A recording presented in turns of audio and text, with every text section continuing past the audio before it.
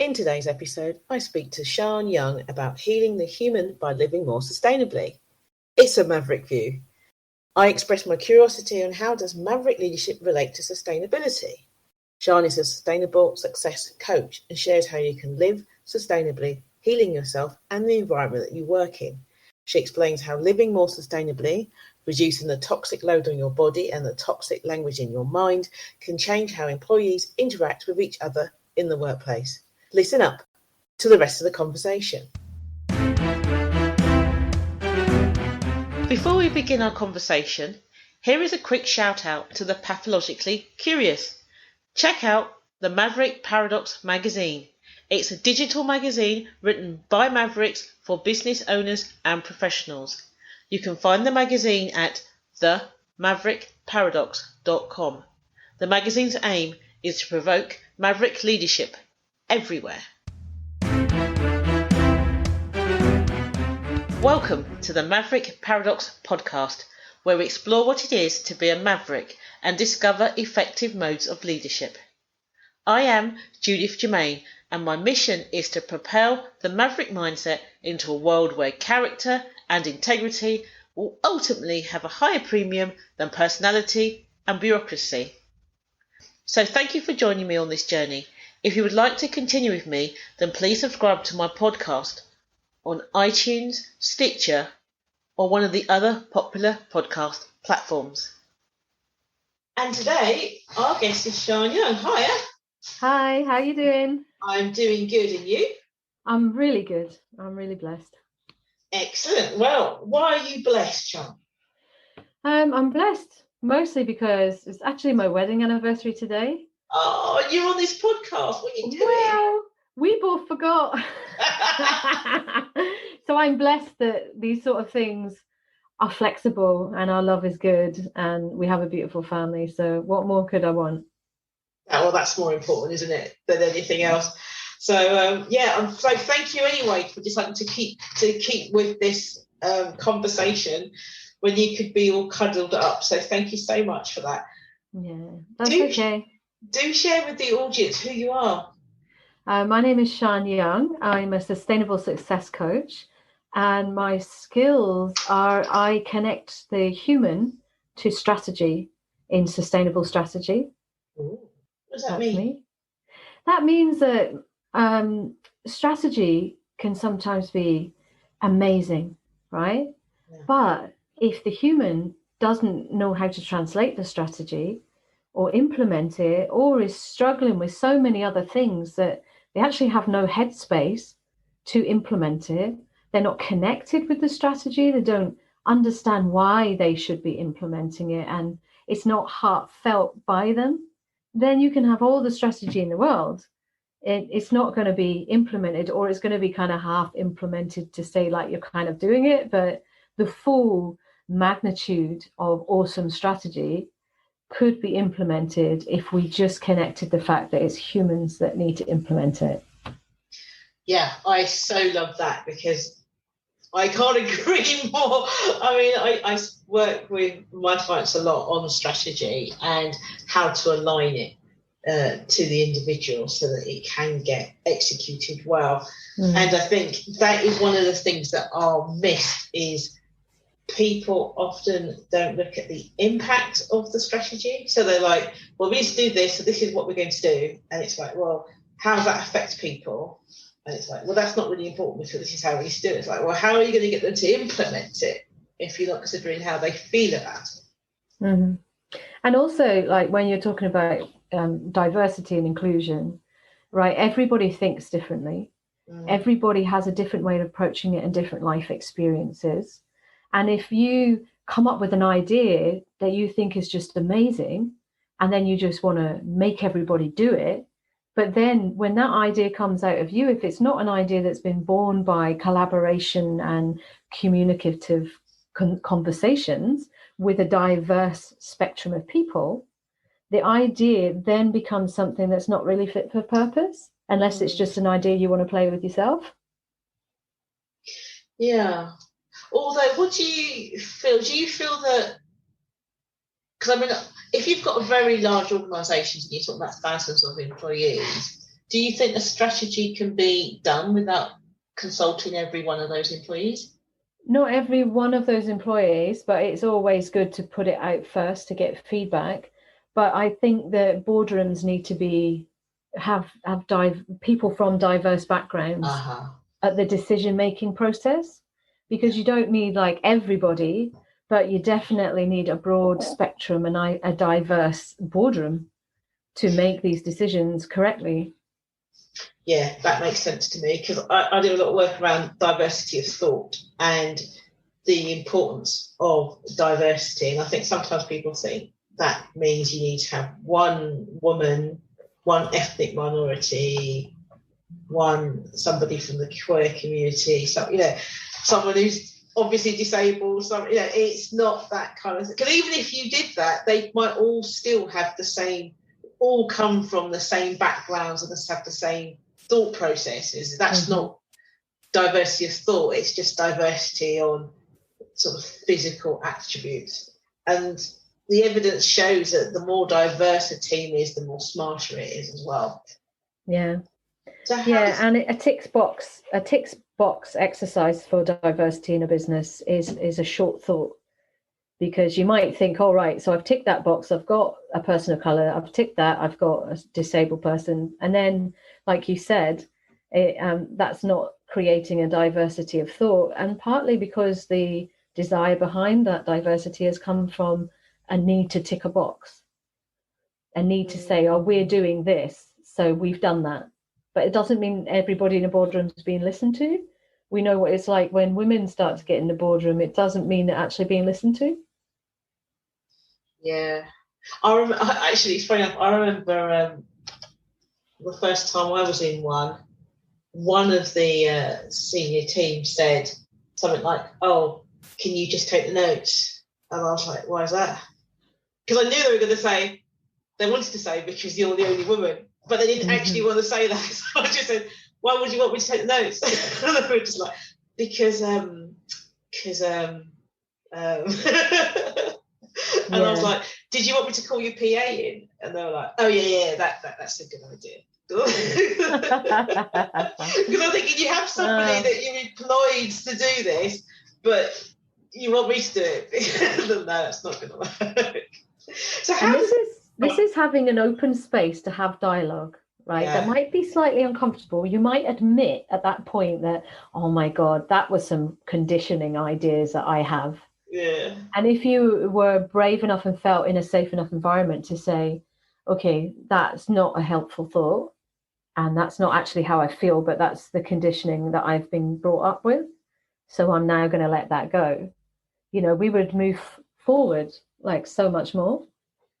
That's true. And also, I think a lot of it's the way that you say things as well. Now, if I had said that in a very aggressive stance, it might have been a bit different, but I was deliberately playful, smiling, innocent in my observation, that allowed them the space to deal with it in the correct way. Whereas if I'd come at them with aggression, they would have felt they would have to have defended their position. And then it would have just got awkward. It's got to come from love, understanding, and compassion. Like, we're all raised in this world, an imperfect world with some crazy ideas in it. And a lot of us get that in our subliminal messaging throughout our whole life. And like you said, that's a perfect example of making light of it and like, come on, and then realizing and being able to make that change in their mind without feeling they were under attack. That'd be a powerful moment for that person, I hope. Well, I didn't do that again. We elected to have rotating note takers in the meeting, so that everybody was happy. So it worked out all right. So how does that work when you were saying about sustainable success coach? So how does that make the human element fits in with sustainability? Because when people think about sustainability, they tend to be thinking about processes and environment, but not necessarily people. Yeah, well, if you imagine you get up in the morning, you turn on the shower, you as a human, right? And you're getting ready for work. And as you pour that water on you, it's full of chlorine. is full of different chemicals to strip it of any bugs, and it is going on your skin. So first you're absorbing that. Then you're putting on your creams and your sprays, and they're full of endocrine disrupting chemicals, right? And women were on the birth control pill. And then you go to the toilet, you pee that out, and it goes into the water systems. And there's been evidence showing that of tests that were done in Australia that the birth control pill is killing aquatic species as runoff from humans. So now try and tell me that there's no connection between living sustainably and the environment. Like, we are a symbiotic relationship with our environment. We see many people with acidosis in their stomach, and you see rivers that are becoming so acidic that algae is growing and it's killing fish. You know, like we seem to have tried to divorce ourselves from nature, thinking that we got it covered because we're so smart. But we are human bodies, and we are nature in itself. And so them endocrine disruptors, they give you agitation, they give you health issues, you got skin issues because of the chemicals that are being put on your skin or the chemicals you're using in your house to clean. Then you got to go into work with all this toxic load on you and go into toxic work environments where you're made to feel like you're a cog and you need to just get this strategy done, you know? And then, so then your environment around your work environment, the people you work with, the culture in your business, that all adds to the apathy and the presenteeism, you know, of people coming to work not quite well, not engaged, not feeling like they are empowered to be part of the company. And some people might be working for companies they don't even agree with what the company's doing. So my work is to heal the human, is to teach them how to live more sustainably, which means less chemical load on your body, which is good for your health. It's good for your wallet because you're not buying things you don't actually need, which means consumption drops, which in turn helps the environment. So in my mind, I see sustainability as a whole ecosystem, and we are in that ecosystem. What we do affects our environment, and there's amazing strategy out there that, you know, sort of high level thinkers have been thinking about for years and talking about for years. But, you know, if we collectively got together and just done it, implemented it, but to do that, we need well humans. And a lot of people are struggling. Mental health, if you look at the amount of chemicals in our environment, you know, that could be affecting your mental health, you know. So that's what I'm thinking. Interesting. I don't think I've heard anybody say what you're saying and link that to sustainability, which is quite interesting. So when you say you help heal the human, what does that mean? That means reduce the chemical load in your home. So I work first with the mind, and then I work environmentally, and then I work just like with the body.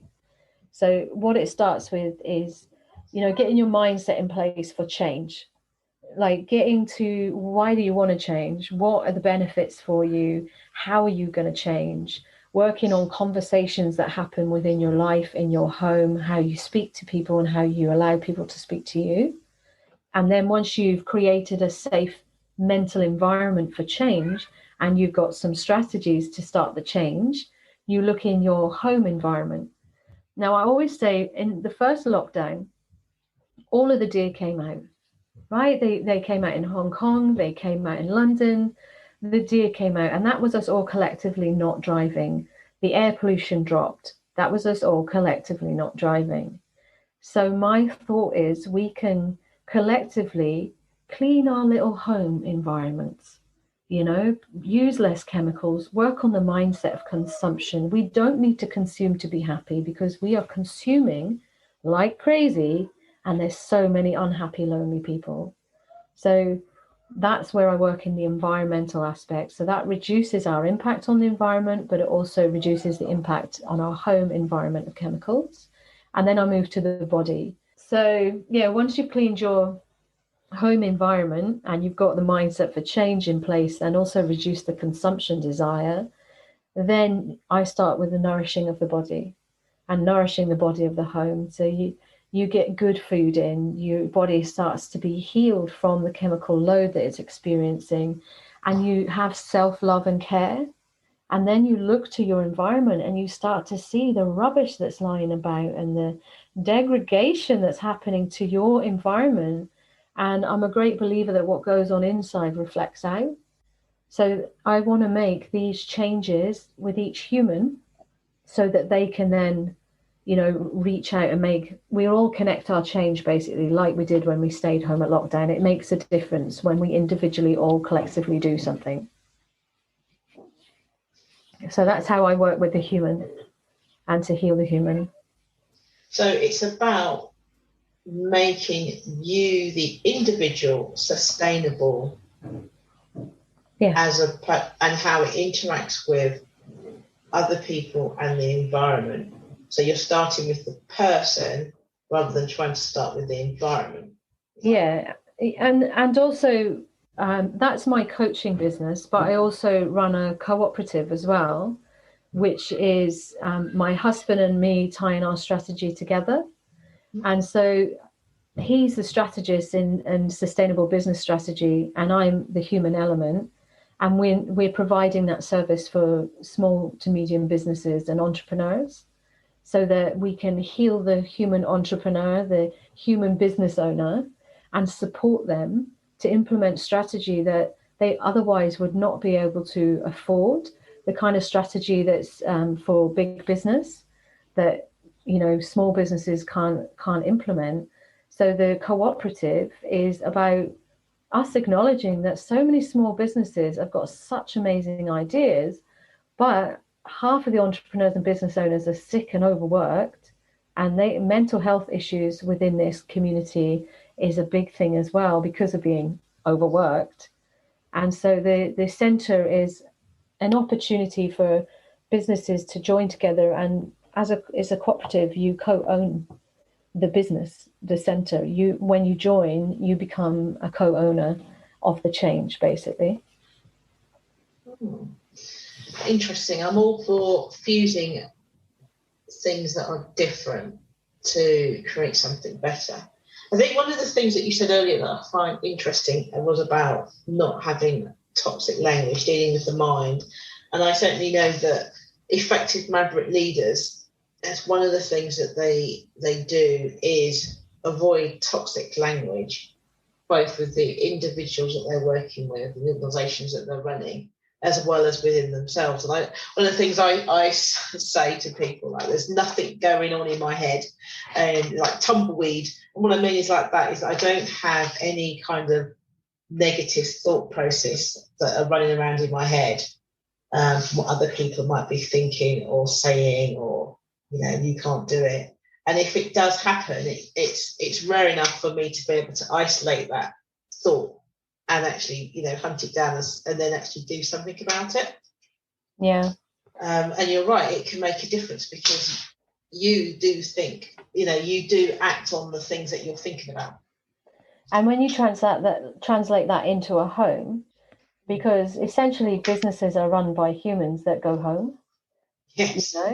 And so you go home, and if your home environment is toxic in chemical aspect because of the cleaning stuff we've been miseducated to use and all the stuff we're putting on ourselves, and you look at children going to schools and being talked to in a toxic manner and taking bullying and the online situation, then you've got a whole house full of people who might not be trained as a leader. So even if you have a leader who's going home into an environment, often your teenage child is not interested in, you're a leader, I don't care, you're my dad or you're my mum. Do you know what I mean? It's like, you're telling me what to do, I don't like it. And so learning how to have that team collaborative conversations and living in your home, it just expands our ability to make an impact on climate change by not consuming, and then sending leaders back into the business feeling whole, and being able to then spread that kind of leadership through their business to their communities. That's right, because leadership starts with the individual and how they lead themselves, and then it works out, doesn't it, from how you lead yourself to your family, to everybody, and the environment, and all the rest of it. And it's about, so Maverick Leadership is about working for the greater good. And I think if you're thinking about the greater good, then you are thinking about the environment. It's a bit like, you're right, when everybody was locked down in the UK, then all the wildlife started coming out, even seeing even the bird song and everything else was coming out. And then the subsequent lockdowns which haven't been full lockdowns, you see the mess that humans lead. It's just this. It just makes you want to cry that people are suddenly allowed to go to parks or something, and then you walk around the park, and it's just full of more rubbish than it would ever have been. Do you know what I mean? It's like we've gone from having a really clean environment of last year to one that is excessively, disgustingly dirty, to an extreme that I don't think it's almost like there's been an outside kind of concert, but it's every day, as opposed to the one time somebody's actually playing in the park. It's like all the parks look like that, all the streets look like that, there's masks everywhere on the floor. It's just disgusting. Do you think we as humans just don't seem to care anymore? I think a lot of there's a few ways I think about this. One is if we bring our children up and pick up after them all the time, they're unaware of their impact, right? So right away, there's been generations and generations of children who have been picked up after all the time. They've been bought whatever they need, because people have had the money. So the consumption rate has been massive. And then when you're a human being who you drop something, you turn around, it's gone. You have no idea how much is being picked up after you. Then you grow into an adult and you do the same. You just drop stuff and walk away. Whereas if you're brought up that, you take your rubbish home, it goes in the bin, you tidy up after yourself because nobody's going to do it for you. It's your responsibility to manage your impact. That is one sort of angle that I see. And another is so many people are struggling with mental health, loneliness, because we're over consuming, and we seem to think, and we've been led to believe by marketing, that by over consuming and consuming will fill that hole, that emptiness that will only come from serving, from community, togetherness, and the happiness comes from that, and good food, less toxic chemicals. Fertility is a real issue because endocrine disruptors and creams. We're actually messing with the human birth cycle with the amount of chemicals we're absorbing, and nobody's having that conversation that, if you're rubbing a concoction of chemicals, like I do a workshop called How Toxic Is Your House or Your Home, I think it is. And then basically I show one cream, right, and the ingredients on it. And they give skin irritations. If they get in your eyes, they burn your eyes. They have endocrine disruptors in them. They have acids in them that are not good for you as well. Then that's one cream. But most people put on a concoction. So these creams may have been separately found to be safe as an individual product.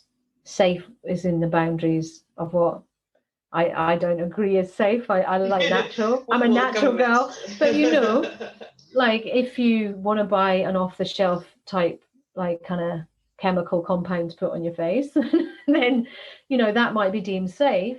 But then you're putting on another chemical on top of that.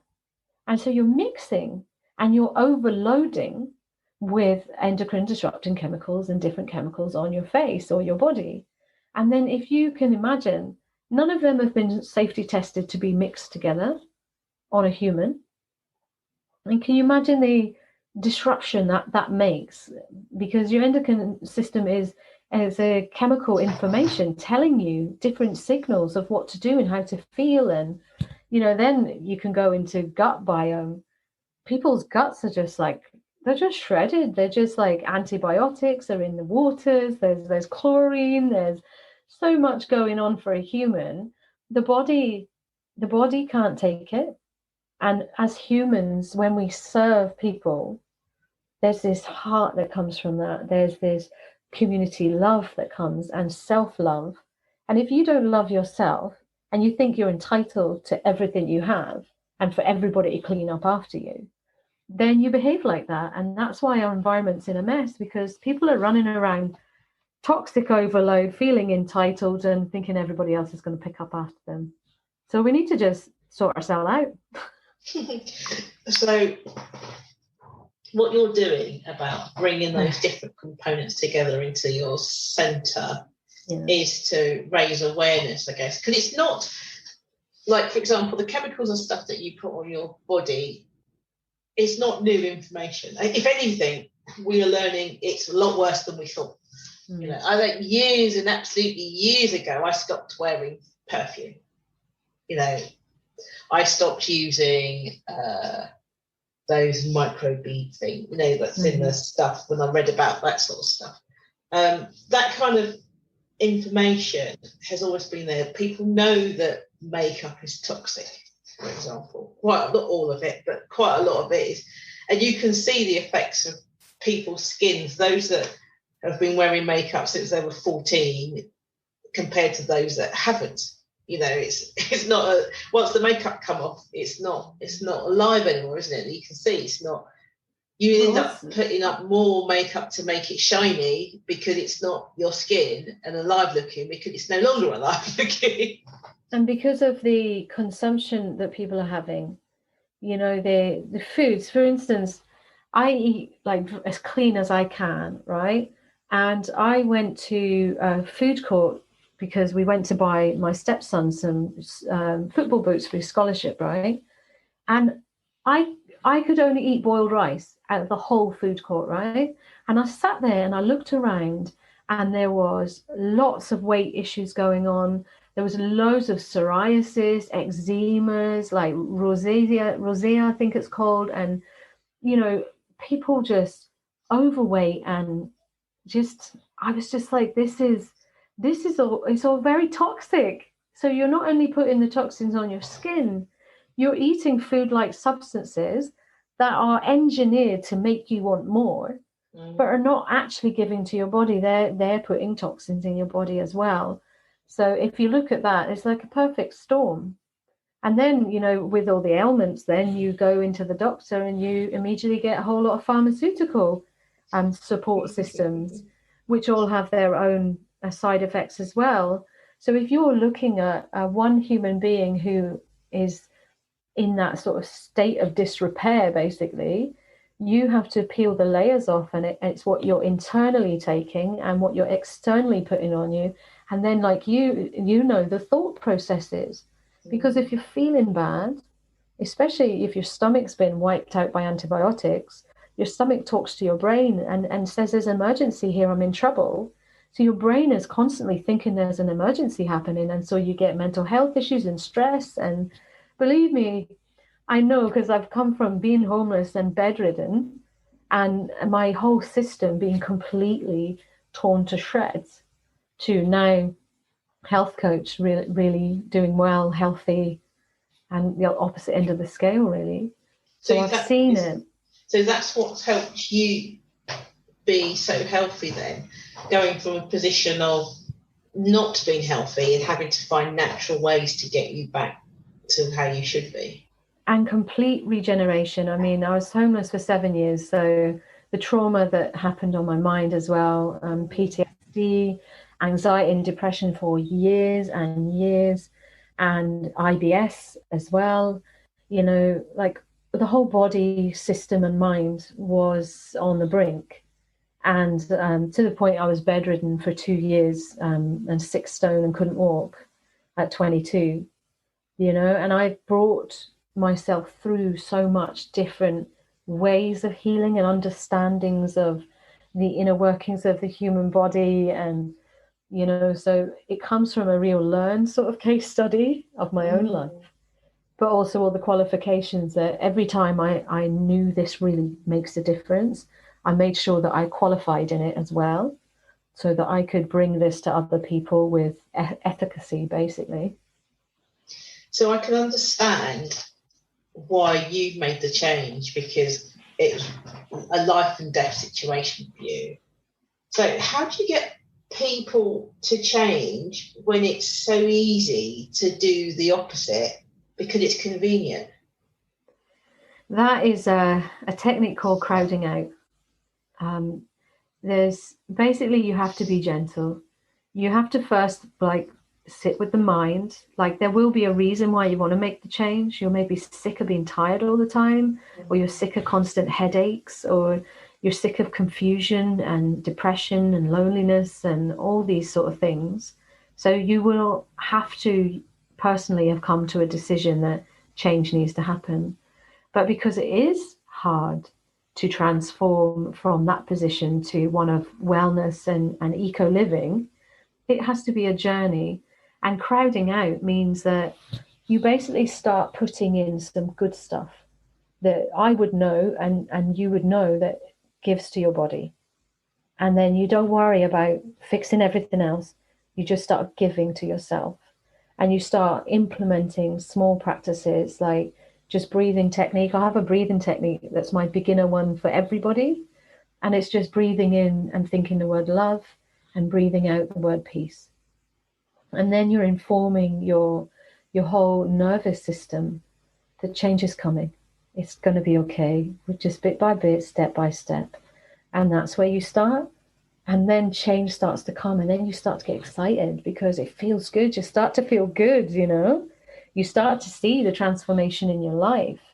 And then that's when you start to get hunger that ignites you to go like, what's next? And it's just a journey. And I always say, when the student is ready, the teacher will come. And this is a true case in everything you're doing. Just at the point you need it, someone's going to show up who has that information. You just got to be open to receive it. So that's how I start with people everybody's got to decide to have the change first, though. You can't make someone change. They have to have that desire. Yeah, and I think you're right. Everybody needs that kind of compelling reason. Yeah, but gentle, crowding out. The more you put in that's good, the less your body, because your body's an emergency signal at that point. It's just an emergency signal all the time. Your stomach's crying for help. Your endocrine system's all over the place, so it's just emergency. And you have to just start to calm that down to bring clarity. So yeah, gentle. Brilliant. I think that's a good place to end. I think you've done a fantastic job of explaining to us all. I guess probably, is there one tip or something like that you might want to share with the audience? My tip, well, first of all, it would be to calm the mind, and reach out to me if you want some help with me, helping you. Calm your mind, like that breath. Breathe in love, breathe out peace. If you're in a queue and you're stressed out, breathe in love, breathe out peace. The words themselves calm your mind.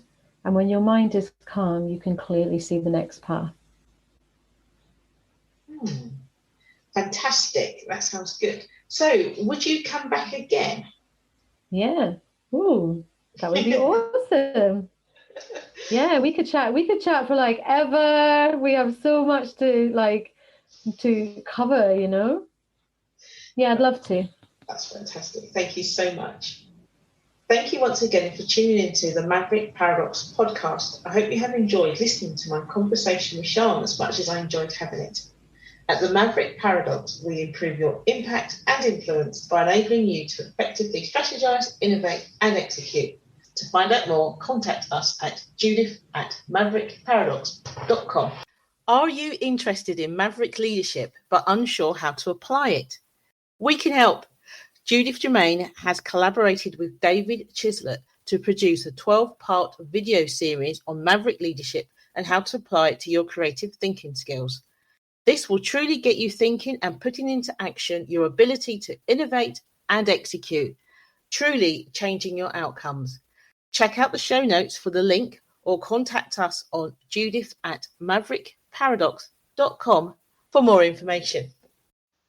If you are pathologically curious and would love to find out more about the Maverick Paradox, then please subscribe to this podcast on one of the popular podcast platforms. Alternatively, you could explore our resources on Mavericks at maverickparadox.com or read the Maverick Paradox magazine. We publish frequently each week. If you subscribe, you will get our monthly newsletter. And let's not forget my book, The Maverick Paradox, The Secret Power Behind Successful Leaders. For those that love a good discussion, you could apply to join our exclusive Facebook group. Finally, if you would like to work with us or are interested in the Maverick at work, check out maverickparadox.co.uk.